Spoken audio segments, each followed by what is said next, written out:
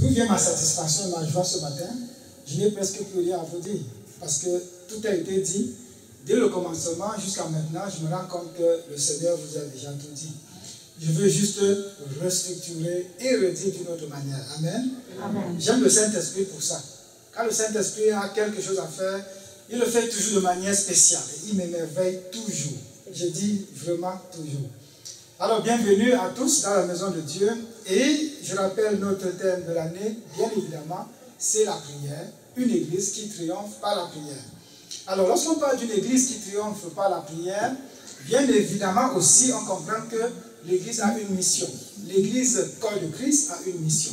L'église locale a une mission. D'où le petit E et le grand E dans le mot église. La solution est en Christ. Amen. Amen. La solution est en Christ. Alors, la solution première, c'est la mission de l'église, c'est de donner la première solution aux enfants de Dieu, c'est-à-dire la vie de l'esprit. Marcher par l'esprit, la vie de l'esprit.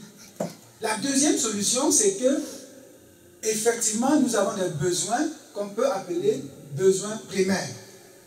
Christ résout aussi ces besoins. Amen.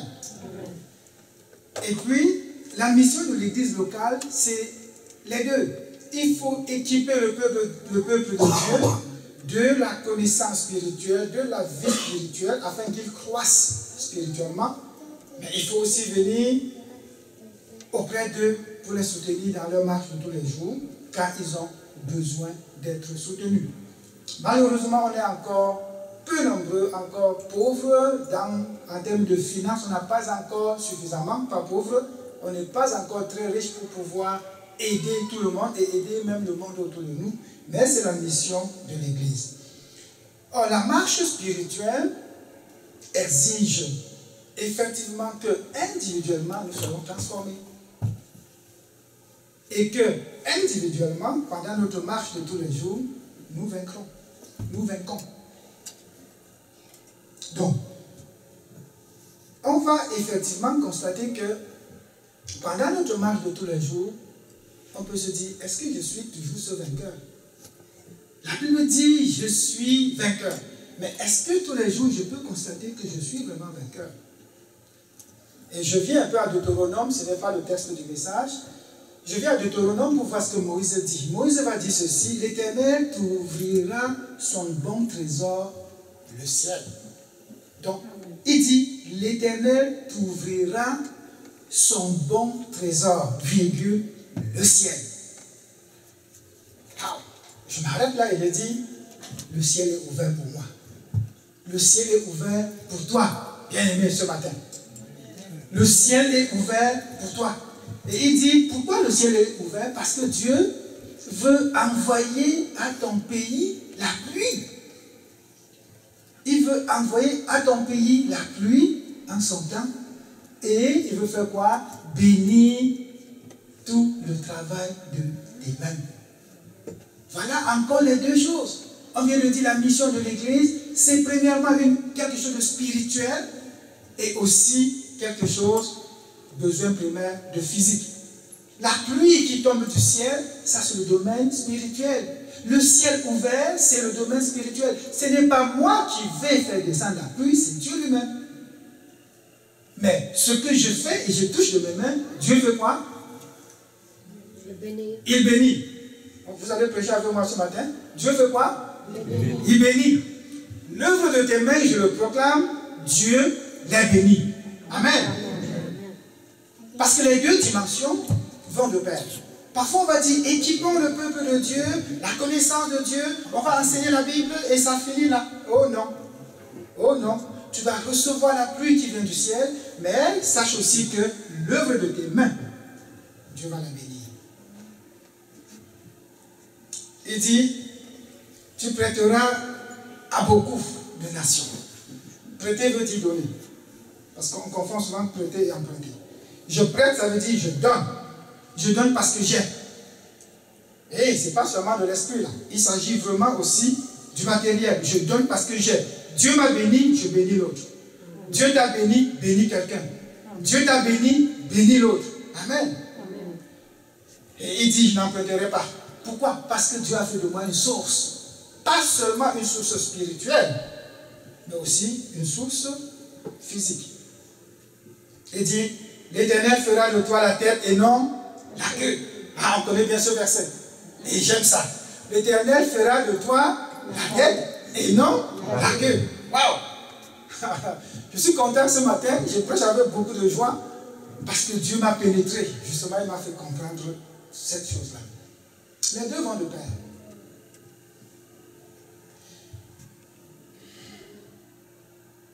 L'Éternel fera de toi la tête et non la queue. Tu seras toujours en haut et tu ne seras jamais en bas. Waouh! Quand tu te lèves le matin, si Dieu te met ce verset dans ton cœur, tu vas passer une journée dans la joie. Et ton directeur va parler, tu vas dire, ok, je te respecte parce que tu es mon chef. Mais en réalité, j'ai quelqu'un qui fait descendre la pluie. J'ai quelqu'un qui bénit l'œuvre de mes mains. Tu vas marcher avec assurance. Amen. Amen. Mais voilà ce que nous n'aimons pas à la suite de ce verset, c'est qu'il y a des si, il y a des lorsque. Il va dire au verset 13, 14, lorsque tu obéiras au commandement de l'Éternel, ton Dieu, que tu te prescris aujourd'hui, lorsque tu les observeras et les mettras en pratique. Ça commence un peu à dire, donc j'ai des choses à faire. J'ai des choses à faire. Obéir au commandement de Dieu et mettre en pratique sa parole. Et que tu ne te détourneras ni à droite ni à gauche de tous les commandements que je vous prescris, que je vous donne aujourd'hui pour aller auprès d'autres dieux et pour les servir. Voilà une interdiction. Lorsque tu t'engageras à marcher dans la droiture de Dieu, sans te détourner ni à droite, ni à gauche, pour aller faire quoi? Servir d'autres dieux. Il faut bien comprendre, il y a une ligne, la ligne de la foi, sur laquelle je marche, sans me détourner ni à droite, ni à gauche.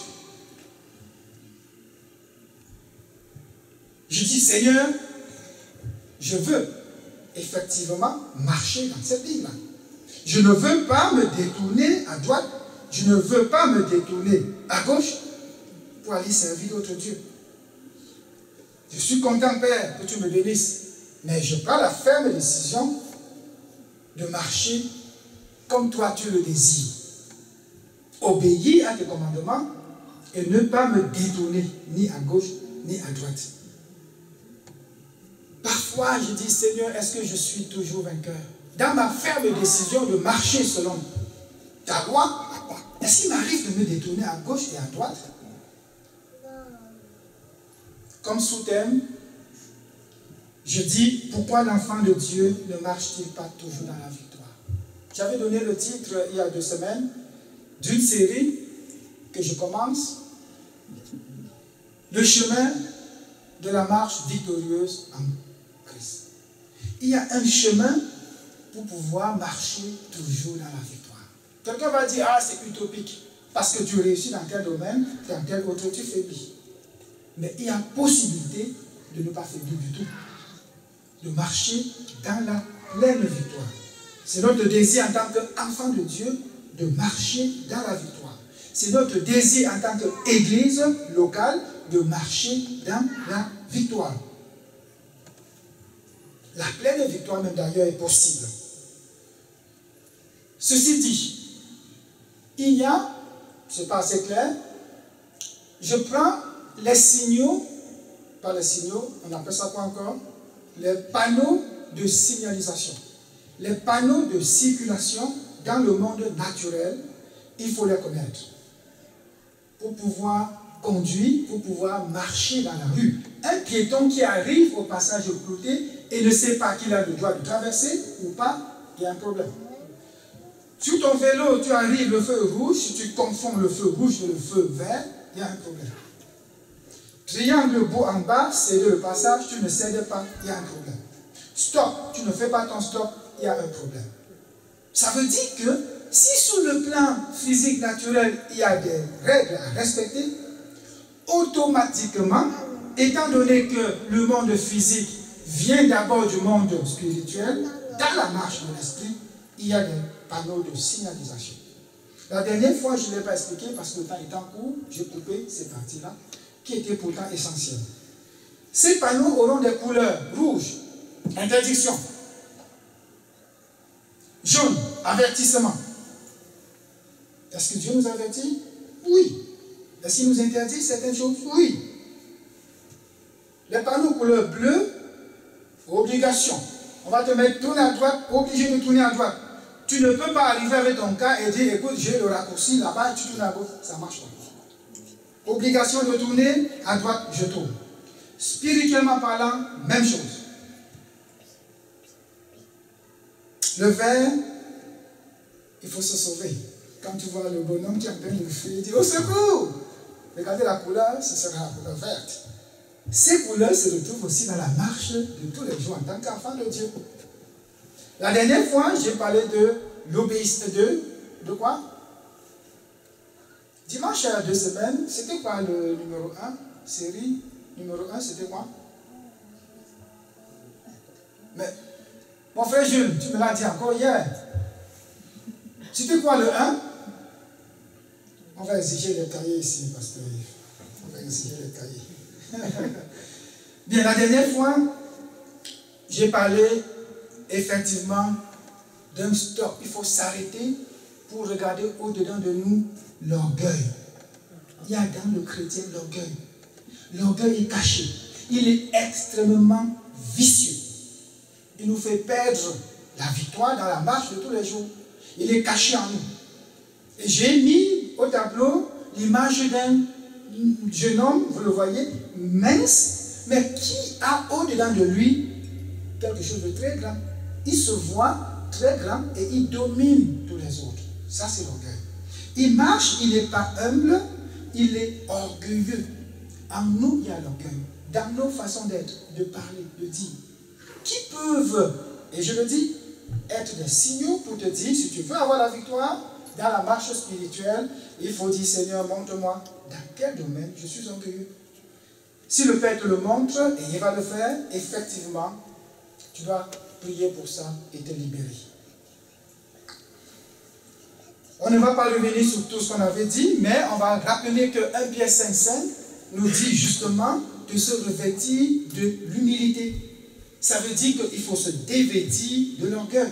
Et l'orgueil, il est très caché. Je le dis parce que Dieu m'en a parlé de manière sérieuse et de manière très sévère pendant des mois et des années. Je commence à voir que dans beaucoup de chrétiens, et même les serviteurs de Dieu, il y a l'orgueil qui se cache. Dans sa façon de dire, dans sa façon d'être, il y a l'orgueil qui se cache. Mais si tu l'entends, il va dire non, ce n'est pas l'orgueil, c'est une vérité. Mais au-dedans, il y a l'orgueil. Et ça nous bloque beaucoup. Il faudrait prier pour que le Seigneur te montre, parce que sinon la victoire dont il est question ici, tu risques de ne pas être vainqueur dans certains domaines de ta vie. On avait parlé de Pharaon qui tellement était orgueilleux, même son enfant meurt et continue. L'orgueil peut nous amener à perdre des choses. On avait vu Naaman aussi, qui dans son orgueil, Dieu l'avait utilisé pour sauver son peuple, les Syriens, et il pouvait s'enorgueillir. Il pouvait dire, hey, je croyais que cet homme sortirait. L'orgueil, il est très caché. J'avais dit qu'effectivement, il y a deux types d'orgueil. J'ai parlé de Galates 6. Un orgueil du genre, je me glorifie dans le Seigneur. Il est positif celui-là. Je me regarde dans le miroir, je me vois en fonction de mon appel, en fonction de ce que Dieu veut que je fasse. Là, je peux dire, oui, j'ai bien fait. Parce que je me suis comparé à moi-même par rapport à mon appel. Je ne me compare pas à mon frère, je ne me compare pas à ma soeur, mais je compare à moi-même par rapport à Christ et l'échelle sur laquelle je monte. À défaut, c'est l'autre côté de l'orgueil, l'autre type d'orgueil, qui n'est pas bien du tout. On avait parlé de Luc, ce publicain et c'était qui est un publicain et il était publicain et qui encore? Pharisien. Et il frappe sa poitrine, je ne suis pas comme l'autre. Il se met debout dans la foule, on le voit bien, il prie. Seigneur, merci parce que je ne suis pas comme l'autre. Je paye ma dîme, je paye ceci, je fais cela. On en avait parlé. Ça, c'est l'orgueil qui est bien caché au-dedans de nous. L'orgueilleux se compare toujours aux faibles. Je fais un petit résumé pour que ceux qui étaient absents puissent avoir quelque chose avant qu'on entame le deuxième panneau. L'orgueilleux se compare toujours aux faibles. Mais dès que tu as su que, voilà l'orgueil en moi, il faut l'identifier, il faut le reconnaître, il faut le regretter, prier pour, parce que l'orgueil crée des dommages autour de nous. À cause de ton orgueil, un frère peut fuir l'église. À cause de ton orgueil, un frère peut même pécher. Parce que ton orgueil. Donc ça crée des dommages. Tu demandes pardon, tu pries. Et tu pries avec foi. Tu fais une déclaration de foi. Tu te revêts de l'humilité. On avait aussi dit que Dieu résistait aux orgueilleux, mais il faisait grâce aux humbles. J'avais dit qu'il y a une fausse humilité. Le calme n'est pas synonyme d'humilité. On a tendance à dire, il est très calme, donc il est humble. C'est faux.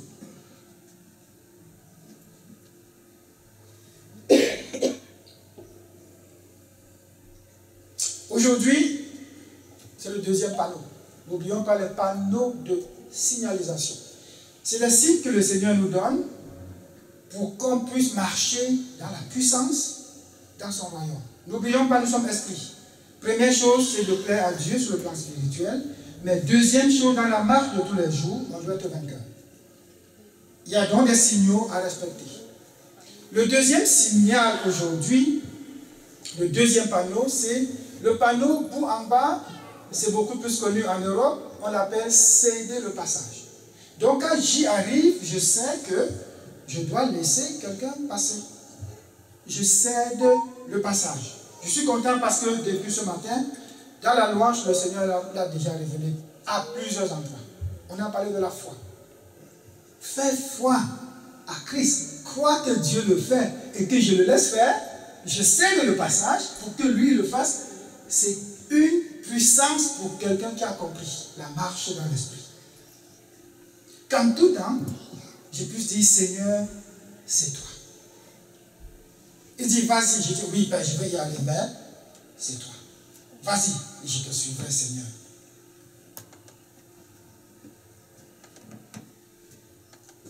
Paul va nous dire, je vis dans la foi. Vivre dans la foi. Il ne dit pas par la foi, il dit dans la foi. Pour qu'on ait la victoire et qu'on marche dans la puissance telle que Dieu veut, il faut pouvoir marcher comme lui dans la foi. On va dire, mais comment? Il dit, j'ai été crucifié avec Christ. Et si je vis, ce n'est plus moi qui vis, c'est Christ qui vit en moi. Si je vis maintenant dans la chair, il ne parle pas du péché là. Il parle de son corps. Si vous me voyez encore dans ce corps-ci, je vis dans la foi au Fils de Dieu, qui m'a aimé et qui s'est livré lui-même pour moi. Je cède le passage. Je le laisse faire, il est en moi. Il me donne la possibilité de le servir. Je dis, Seigneur, j'irai avec toi. Je n'irai pas sans toi. Et Moïse avait même compris quelque part. Moïse dit, oh Seigneur, c'est comme si, j'étudiais ce que savait ma femme, je ne sais plus dans quoi c'est. On remarque que Moïse, justement, va dire à Dieu, je n'irai pas sans toi. Hey, je n'irai pas. Dieu dit, hey, vas-y, amène ton peuple. Il dit, non, non, non. Je n'irai pas sans toi. Ça, c'est quelqu'un qui a compris la marche dans la foi. Mais souvent, enfant de Dieu, on est pressé d'aller faire, on est pressé de dire, pressé d'organiser, pressé de faire. Attendons, c'est dans le passage. Pourquoi? Parce que le bon trésor du ciel, le bon trésor de Dieu est ouvert pour nous. Mais on ne va pas se hâter, on va céder le passage. Je vais vous montrer une image. Regardez cette image. Dieu nous dit ce matin, je ne t'ai pas oublié. S'il y avait un sous-titre à donner, je dirais ça. Je ne t'ai pas oublié. Mais voilà ce que je te donne. C'est un enfant qui a reçu un matin, comme Dieu nous visite tous les matins, au petit déjeuner, un plat de salade. Vraiment, j'aimerais manger ce plat-là. Je ne sais pas si vous, c'est la même chose que moi. Je vois Jules qui rit, c'est vrai. Mais l'enfant, est-ce qu'il est triste ou fâché ou content? Comment est sa mine? Comment vous la trouvez, elle? Triste. Insatisfaite. Abattue. Qu'est-ce qu'elle voulait? Quelques rôtis de poulet, quelques viandes grillées, quelques chocolats, le hamburger, le pain. Hey. Vous voyez ça? Vous allez dire, mais parce que où est le lien? N'est-ce pas? Regardez notre tête, où est le lien? Pourquoi nous ne cédons pas le passage? Pourquoi nous ne laissons pas le Saint-Esprit agir? Parce qu'on n'a pas foi que ce qu'il nous donne est bon. On n'a pas foi que ce qu'il a dit qu'il fera, il va le faire. Manque de foi. Cet enfant n'a rien compris. Pourquoi? Et parce que la foi va de pair avec la connaissance. Elle ne connaît pas le bienfait du plat qu'elle a devant elle. Ça, c'est évident, elle ne connaît pas. Ce qu'elle sait, c'est aimer quelque chose qui est bien dans sa bouche. Le Seigneur frappe à notre porte, il entre, il nous donne des choses. On peut dire, ah Seigneur, ce n'est que ça. Automatiquement, on compare avec le frère. On compare avec la soeur. On compare avec elle et on dit, oh Seigneur, ce n'est pas ça que je veux. On ne marchera pas dans la puissance, dans la victoire. Tant et aussi longtemps qu'on ne dira pas, Seigneur, merci, car je sais et je suis convaincu de ce que tu m'as donné. Merci pour mon plat et je mange avec joie. On va faire comme cet enfant, triste, abattu. Pourquoi? Parce qu'elle ne connaît pas ce que Dieu lui donne. La marche dans la foi, j'ai été crucifié avec Christ. Et je veux vous dire que certaines personnes ne comprennent pas encore que la puissance qu'il y a dans la foi nous amène à obéir. Quand tu n'obéis pas, c'est un manque de foi, mon bien-aimé. Quand Dieu t'appelle à faire une chose, tu dis, ah Seigneur, je le ferai l'année prochaine. Oh non, je renvoie à plus tard. C'est parce que tu ne le connais pas, tu n'obéis pas.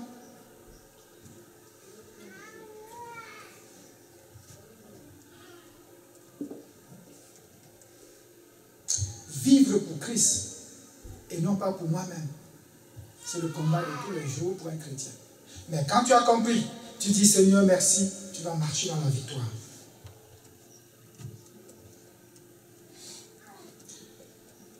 Très important de comprendre que le respect des panneaux pour un chrétien, c'est quelque chose qu'on n'aime pas. Personne n'aime les lois. Personne n'aime respecter quoi que ce soit. Se lever quand on veut, prier si on veut, parler à Dieu si on veut, refuser un pardon si on veut.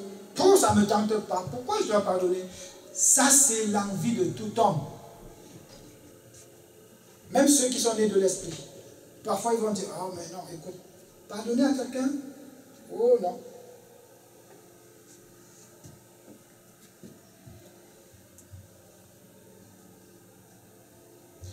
Je vais vous faire... je vais vous présenter un peu ce que l'apôtre Paul avait comme motif. Paul, lui, avait une connaissance de Dieu, tel qu'il ne pouvait demander le conseil à personne pour le suivre, pour s'abandonner. Parce qu'il avait rencontré de manière spéciale. Il avait rencontré Jésus. Il dit, non, désormais, ma vie, c'est pour toi, Seigneur. Donc, il croit, il a la foi, il marche par la foi. Et il cherchait à croître spirituellement. Nous devons donc chercher à croître spirituellement. Et il veut servir Dieu de manière excellente. Il ne veut pas servir Dieu avec médiocrité. Et il travaille pour combler aussi ses besoins. Paul pouvait aller continuer de faire ses tentes. Paul pouvait aller continuer de travailler, pas parce qu'il cherche l'argent pour devenir riche.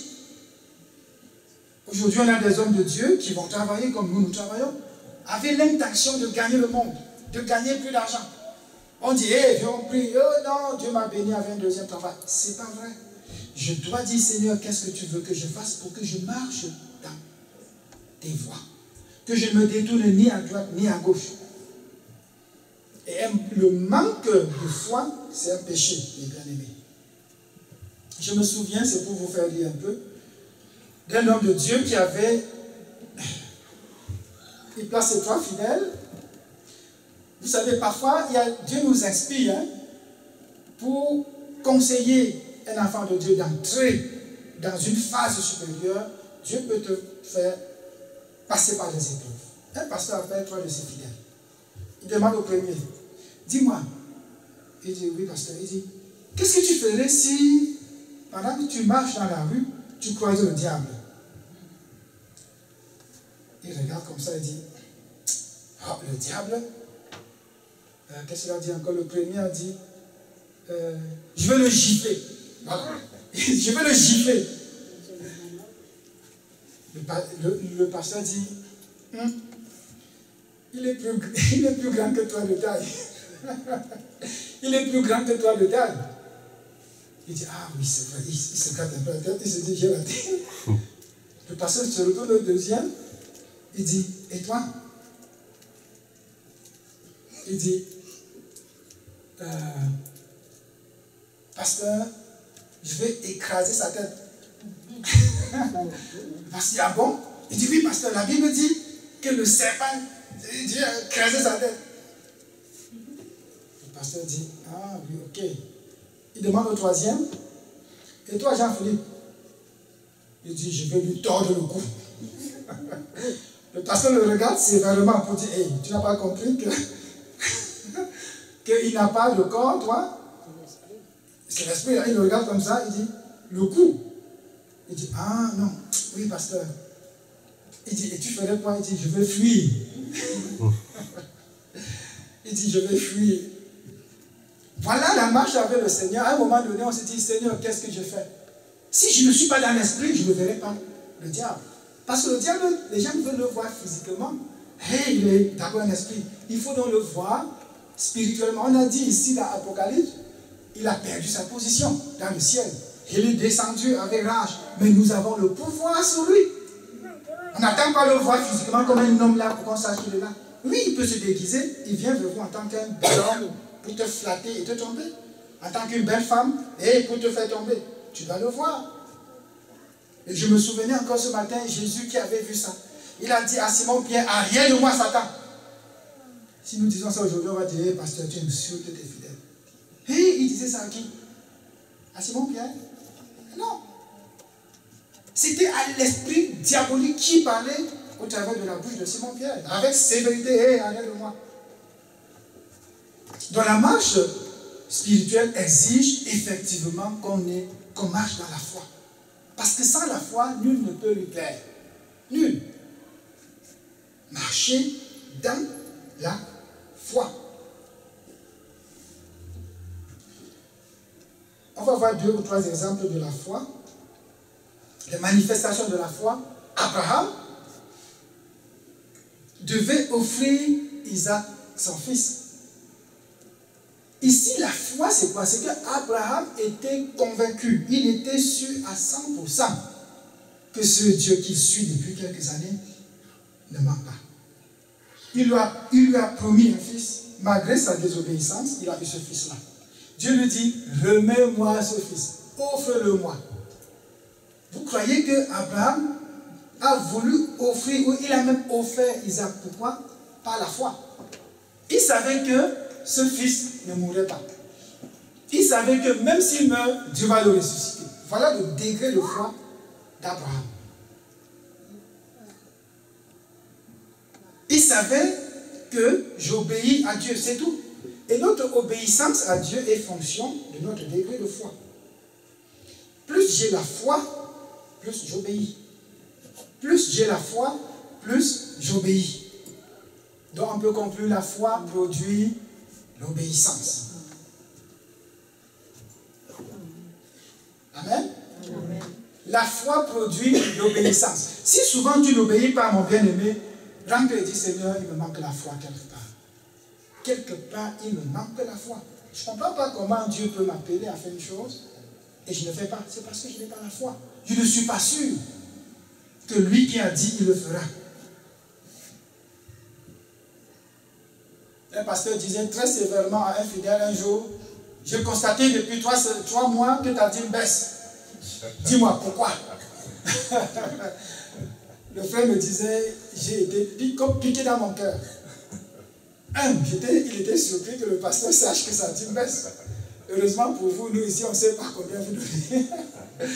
Heureusement. Nous pensons que ce n'est pas bon pour un serviteur de Dieu de savoir qui donne combien. Et le frère me disait justement, il a dit au pasteur, oui pasteur, c'est que ma défunte soeur a laissé 4 enfants, c'est la rentrée scolaire, il faut payer ceci, et c'est pour cela. Il dit, ah, donc ton salaire n'a pas baissé? Le frère dit non. Il dit, tu n'as pas la foi, tu as un problème de foi. Et il raccroche le téléphone. Le frère m'appelle immédiatement. Frère, écoute ce que mon pasteur me dit. C'est pour dire quoi? Que oui, il y a une vérité, ça c'est sûr. Si je n'obéis pas, il y a un manque de foi. Mais la foi aussi est fonction de la connaissance. Si je ne connais pas suffisamment, je ne peux pas avoir la foi nécessaire. Donc Dieu ce matin va dire, je ne t'ai pas oublié. Seulement, il faut que tu me fasses confiance. Crois. Et la foi que moi, je te donne ce qui est bon pour toi. On voit la femme qui fut renvoyée par les disciples et dit, les disciples, c'est dans Matthieu 15, verset 23.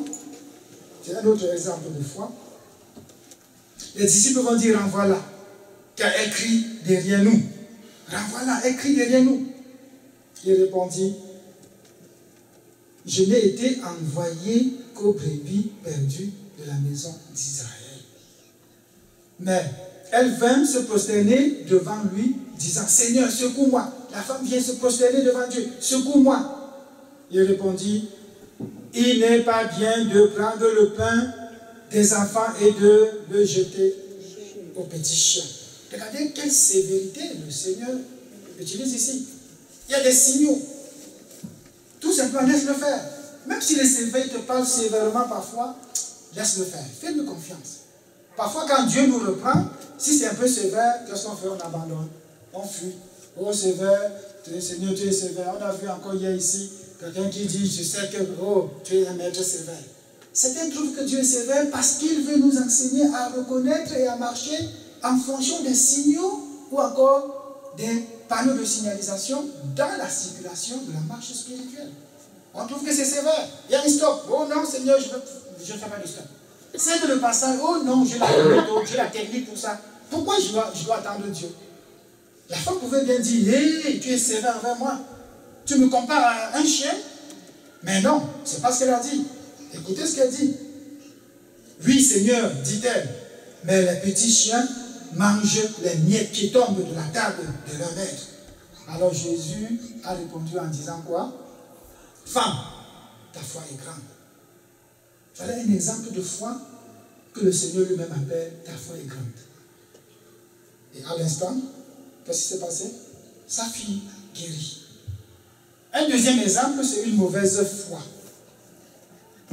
C'est la foi de Thomas. Thomas, je vais lire, Jean 20, verset 24. Thomas, appelé Didyme, l'un des 12, n'était pas avec eux lorsque Jésus vint. Les autres disciples lui dirent donc, nous avons vu le Seigneur. Mais il leur dit, si je ne vois dans ses mains la marque des clous, et si je ne mets mon doigt dans la marque des clous, et si je ne mets ma main dans son côté, je ne croirai pas. Voilà une mauvaise foi. Fondée sur quoi? Sur les 5 sens. Ce que je vois, ce que je sens, ce que je touche. Oh non, très mauvaise foi. Notre foi doit être fondée sur la parole de Dieu. Qu'est-ce que Dieu a dit dans sa parole écrite? Qu'est-ce que Dieu a dit dans sa parole réma, qu'il m'a révélé? Qu'est-ce que Dieu dit? Je dois croire à ça. Et non pas à j'ai touché, j'ai vu, je crois. Généralement, un homme doit pouvoir danser de joie parce que Dieu lui a donné quelque chose avant de l'avoir en main. On devrait pouvoir dire merci à Dieu, je l'ai reçu par l'esprit, je danse, je fais la fête, avant de dire oh Seigneur, c'est ça. Mais pas la bêtise. On connaît une dame, une jeune fille en Allemagne, je l'ai déjà raconté, qui convoque ses familles et ses amis à son mariage. Et vous savez quoi? le mari, le dit Marie n'était pas au courant. C'est un jeune homme qu'elle trouve beau et bien dans la ville. Elle l'a jamais abordé, elle lui a jamais rien dit. Mais elle organise le mariage jusqu'à faire venir son père, sa mère, ses amis. Le samedi 14, tout le monde se retrouve, on dit c'est le mariage. Après on dit mais il est où le marié? Elle dit c'est pas la foi. Le mari n'était jamais venu.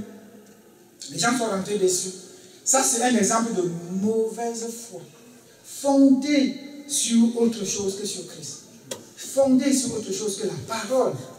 C'est la présomption. Ça, c'est la présomption. C'est la présomption, merci mon frère. C'est la présomption. Et beaucoup font comme ça. C'est la folie. Un autre exemple de foi, que j'appelle mauvaise foi à ne pas faire, c'est lorsque la foi est tournée vers soi-même.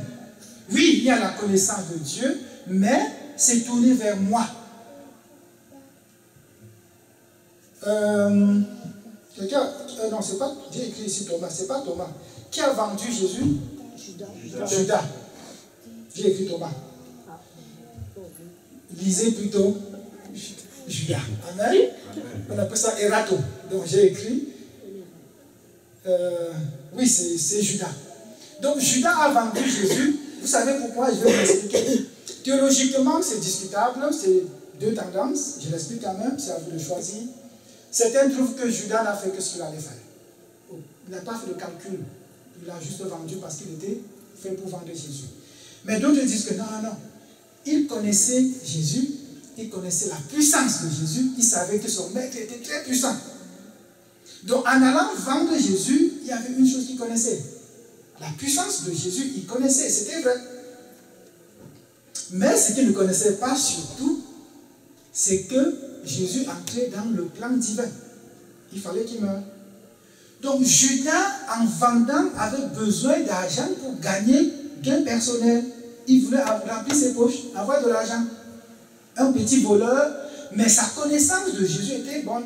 Il savait que Jésus, personne ne peut le tuer. Il était convaincu. Il savait que Jésus est puissant. Ça, c'est sûr. Il savait que même à la croix, il devait descendre. Il ne savait pas que Jésus pouvait mourir. Mais il avait une connaissance limitée. Est-ce qu'il pouvait imaginer que Jésus ressusciterait dans 3 jours? Non. S'il le savait, il ne se serait pas pendu. Il allait se suicider. Pourquoi? Déçu. Déception totale. Mon maître, qui est puissant, s'il ne se prend pas des gens comme ça, mon maître, je savais qu'il ne se ferait pas tuer. On a réussi à le tuer. Non, je me suicide. Certains théologiens trouvent que Judas avait la connaissance et une foi ferme. Il savait que Jésus ne se ferait pas tuer. À toi de voir ce que tu vas prendre, mais je vais te conseiller, mon bien-aimé, ne tire jamais profit de la connaissance de Dieu. Et vous connaissez des hommes de Dieu qui aujourd'hui prennent la Bible. Hé, celui qui vient, donne-moi 1000 $, je vais faire l'onction spéciale pour toi. Celui qui donne 500 $, je vais prier un peu pour toi. Celui qui donne 10 $, j'ai à peine 2 minutes pour toi et tu t'en vas. Oh. Il sait que la prière fonctionne, il a la connaissance. Il sait que Jésus sauve, oui, c'est bien. Mais pour un gain personnel et sordide, je dis, ce n'est pas ça. Pas du tout.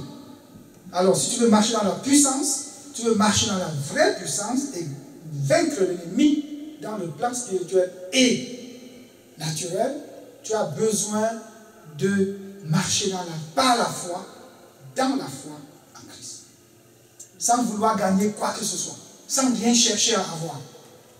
Quand tu commences à prêcher parce que tu veux un peu d'argent, c'est mauvais. Tu prêches parce que tu veux un peu d'honneur, oh, c'est mauvais. Tu veux qu'on te reconnaisse comme étant le plus grand, c'est mauvais. Tu veux que, oh, partout on parle, quand tu viens, on sait qu'on va t'écouter, c'est mauvais. Tout ça, on va dire, c'est l'orgueil. Mais aujourd'hui, je vous dis, mes bien-aimés, manque de connaissance de Christ. Jésus va dire dans Luc 18, verset 16, il dit, laissez venir à moi les petits enfants et ne les en empêchez pas, car le royaume de Dieu est pour ceux qui leur ressemblent. La foi du petit enfant, il se lève et part. Quand tu dis, hé, Sarah, viens, on part, elle met les chaussures. C'est peut-être dans la voiture, il dit, papa, on part où? Mais elle a déjà mis les chaussures et descend. Tu tends la main, même du haut de l'escalier, si tu lui dis saute, je vous assure, ta fille de 1 an va sauter. Papa, c'est le plus fort. Papa, c'est le plus grand. Le riche là, c'est mon père. Vous n'avez pas connu les enfants dans la rue, ils se disent, elle dit, je vais dire à mon père, je vais dire à mon père. Il ne sait pas que l'homme là va battre son père, même s'ils sont 5 ou 6. L'enfant sait que c'est ma mère. Hé, écoute, c'est ma mère, je vais dire à ma mère. Ça, c'est la foi du petit enfant. La foi qui marche parce que Dieu a dit et je fais. J'ai l'habitude de dire, si je veux comprendre la parole de Dieu, avant de m'engager, c'est une erreur. J'ai pris mon exemple du baptême, vous vous en souvenez? Pour que je me fasse baptiser, je n'ai pas attendu qu'on m'explique, qu'on m'enseigne. Non, non, celui qui croira et qui sera baptisé sera sauvé. J'ai dit, pasteur, baptisez-moi. Bon, ils m'ont dit, non, tu vas attendre. J'ai attendu presque 2 semaines ou 1 mois. J'étais frustré, énervé. Il faut marcher par la foi.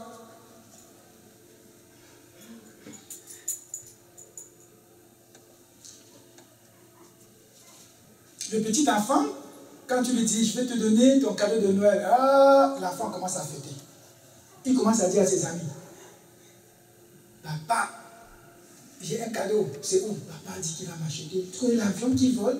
Oui, je vais piloter comme ça à distance. Oh, il est là. Vous voyez la joie là? Ça, c'est la foi. L'enfant sait que son cadeau vient. C'est pour cela que mes bien-aimés ne disent jamais à un enfant, je vais te donner telle chose et tu ne donnes pas. Parce que quand tu le dis, l'enfant a déjà reçu. Il a la foi. Venez à moi comme ces petits enfants, dit le Seigneur. Sans avoir envie de gagner quoi que ce soit. Sachant tout simplement, le Père va me donner. Et il va me donner quoi? N'importe quel plat, je prends. Je témoignais encore hier, ma rébellion parfois dit, Seigneur, je vois la méchanceté dans tel coin du monde, je vois tout ceci, tout cela, je ne peux pas y mettre pied. Seigneur, ne m'envoie jamais là-bas, je n'irai pas. Ça, c'est un cœur meurtri, un cœur déçu, un cœur énervé. Mais quand vient le temps de te concentrer, dire, oh Seigneur, que ce soit pour toi. Parce que s'il m'amène là-bas, il a toutes les méthodes pour me faire son œuvre normalement. Mais le désir de l'homme, c'est de faire toujours ce qui est bien. De ne pas souffrir un peu.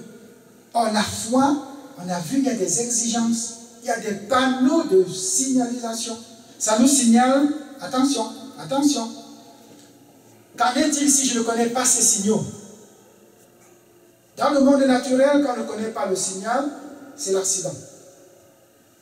Tu traverses un feu rouge 3, 4, 5 fois en une journée, je suis persuadé que tu vas heurter soit quelqu'un, soit une voiture. Il en est de même dans notre marche par la foi. C'est encore plus difficile. Si tu ne t'abandonnes pas à lui, ce sera très difficile. Pourquoi? Parce qu'on est esprit, mais on est encore sur cette terre. Tu vas marcher dans la puissance de Dieu avec tous les dons spirituels, mais quand vient le temps de les mettre en pratique, tu es heurté face aux difficultés tous les jours. Et on veut vous équiper pour être vainqueur, pour reconnaître les signaux spirituels et pour pouvoir éviter les pièges de l'ennemi. Sa force, c'est les pièges. Il n'a pas d'arme. Satan n'a aucune arme. Mais il est assez rusé pour te placer un signal et te faire croire que c'est vert alors que c'est rouge. Il faudrait donc le voir spirituellement afin de pouvoir l'éviter. Amen. Amen. Il faut accepter ce que le Père te donne. Ne te lève pas un matin, Dieu te met un beau plat, tu commences à dire, ah Seigneur, je t'ai demandé telle chose, tu me donnes plutôt celui-ci? Oh Seigneur, non. Prends et dis merci Seigneur, je te cède le passage. C'est ça la foi. Je reconnais qu'ici je m'arrête et Dieu le fait. Parce qu'il dit quoi? J'ai un plan pour ta vie. J'ai un plan pour ta vie, j'ai un projet pour toi. Tu vas le faire avec moi, dit le Seigneur. Mais souvent on va dire, oh Seigneur, je ne peux pas entrer dans ton ministère parce que je suis faible, je ne connais pas. Et il y a des gens qui vont t'aider. Je ne peux pas servir, Seigneur, je ne sais pas bien faire telle chose. Ah, vous me dites de chanter, je n'ai pas une bonne voix. Je parle à moi-même. Mais commence à chanter. Les gens qui savent chanter vont t'aider et tu vas finir par chanter. Je ne sais pas prier. Pourquoi vous voulez que je dirige la prière? Je ne sais pas prier. Je ne viens même pas à la prière parce que je ne connais pas. Manque de foi si tu n'obéis pas. Dieu a un plan pour vous. Et notre rôle, c'est de vous aider à entrer dans le plan que Dieu a pour vous. Nous, on n'a aucun plan pour vous. Aucun. Mais Dieu, lui, il a un plan pour toi. Ça demande que tu dis, Seigneur, je veux reconnaître les signaux. Seigneur, je veux marcher comme vainqueur. Quand l'ennemi se présente, je le vois spirituellement. Et quand il est devant moi physiquement, je le reconnais. Seigneur, c'est à ça que nous voulons tous aller. En tant qu'Église, nous avons la solution, c'est Jésus. Nous devons l'avoir en nous pleinement pour pouvoir marcher et avoir la victoire. Mais pour cela, ça demande, bien aimé, que tu saches, je ne t'ai pas oublié. J'ai un plan pour toi. Je ne t'ai pas oublié. Tu peux dire, ça fait longtemps que je prie, Seigneur, ça ne marche pas. Hey, ça va marcher. Crois. Et la foi. Seigneur, je demande, ça fait longtemps que je n'ai pas. Et la foi. Quand je priais pour avoir une femme, c'était avec beaucoup d'humour. Vraiment beaucoup. Quand je pense à ça, je dis, oh Seigneur. J'étais aussi un peu stressé comme n'importe qui. Mais quand je blaguais, les gens riaient. Je cherchais la femme, je disais, Seigneur, où est la femme qui est la mienne? Seigneur, où est la femme qui est la mienne? Je blaguais, je jouais. J'avais un ami, on se taquinait tous les deux. Parfois on marche, on voit une soeur, on dit, hé, tu as vu la soeur là? C'est elle. Il dit, non, ça c'est pour toi. Il dit, non, c'est pour toi. Et on riait, on jouait, on blaguait, on s'amusait. Mais le jour où j'ai mis l'œil sur elle, dans la spiritualité, j'ai dit, voilà ma femme. Là, voilà, assise à côté de vous. Ah oui. C'est comme ça que ça fonctionne. Par l'esprit, Dieu a dit, là, voilà. Je dis, oh, je la regarde, je dis, hé, ma femme. Elle dit quoi? Elle dit, tu es ma femme. Elle rit. Quelques semaines après, les coups de fil ont commencé à... Aujourd'hui, elle est là. Je rends grâce à Dieu parce que c'est pour sa gloire qu'on dit toutes ces choses-là. Ce n'est pas pour se vanter, pour... Non. C'est la gloire revient à lui. Seulement, il faut l'écouter. Et lorsqu'il te parle, c'est lui, c'est elle. Tu prends. Je commence par dire, oh Seigneur, tu as vu comment il est court? Seigneur, tu as vu comment il est comme ça? Tu commences à douter. Quand le Saint-Esprit t'a dit, c'est lui, là, ne réfléchis plus. Fonce. Dieu t'appelle au ministère, apprends à chanter, apprends à jouer la musique, ne dis pas mes doigts sont très courts. Hey, tes doigts là, si le musicien t'exerce bien, il est où là? Si tu exerces bien, tu vas jouer. Un pasteur témoignait un jour comment il a fait pour jouer au piano et tout ça. L'église pleurait plutôt parce qu'il était loin de faire de la musique. Loin. Mais il dit, quelqu'un m'a dit un jour, tu sais quoi? Il dit, tu es un musicien. Il dit que je me suis mis à pleurer. Il dit, Seigneur, tu ne peux pas m'appeler à la musique, tu ne connais rien. Et il parlait, il témoignait en pleurant. Toute l'église pleurait et il jouait de la vraie musique. Du vrai piano. C'est comme ça que Dieu aime faire. Dieu ne te prendra pas parce que tu es très bon, très intellectuel. Comme la soeur a dit tout à l'heure, elle a témoigné. Dieu lui a montré une vision. Le temps est court, bien aimé. Elle dit, je ne sais pas parler l'anglais, je ne sais parler que l'anglais, Seigneur. Le français, l'espagnol, je vais faire comment? Marie avait dit, je vais faire comment? Ange de Dieu, je vais faire comment? Comment je pourrais avoir un enfant? Je ne suis même pas fiancé, je connais... Non. Hé, la foi.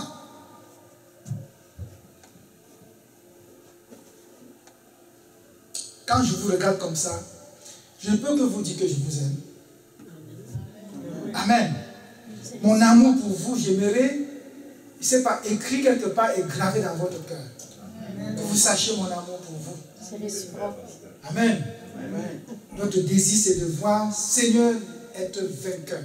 Reconnaître les signaux. Seigneur, fais-nous voir à quel moment on va faire le stop. À quel moment on va céder le passage. Mais aussi à quel moment on va parler avec violence. À quel moment on va avancer. À quel moment, Seigneur, on va parler avec puissance. L'Éternel, fais-nous voir à quel moment te laisser soin. Afin que tu puisses agir. Quand on parle de toi, Seigneur, on parle du Saint-Esprit. Toi qui agis dans ce monde maintenant, c'est ton air. Tu as dit, le temps est court. Tu as dit de ne plus s'amuser, Seigneur, et de marcher chacun en temps dans son ministère. Seigneur, je bénis ton nom parce que tu ne donnes pas une parole comme ça pour rien. Tu veux amener quelqu'un à faire un pas de plus. Tu veux amener quelqu'un à dire, je n'attends plus, je ne renvoie plus à plus tard. Seigneur, merci parce que, ô Éternel, nous sommes entre tes mains. C'est toi qui fais tout pour nous. C'est toi, Éternel, qui combat. On a vu encore dans le chant aujourd'hui, Seigneur, que nous faisons de toi notre délice. Parce que tu nous donnes tout. Même si tu mets un plat devant nous un matin, comme cette jeune fille qui ne veut pas manger de la salade, Seigneur, qu'on comprenne ou non, nous voulons t'obéir. Parce qu'en t'obéissant, Seigneur, nous marchons dans ta volonté. Et ça vient aussi nous chercher, parce que la ferme décision de te suivre, Seigneur, c'est nous qui l'appelons. Mais nous savons que dès qu'on a pris cette décision d'entrer dans tes voies, on ne se détournera ni à droite ni à gauche pour te servir. Et que la gloire te revienne à toi et à toi seul. Au nom puissant de Jésus. Amen. Soyez bénis.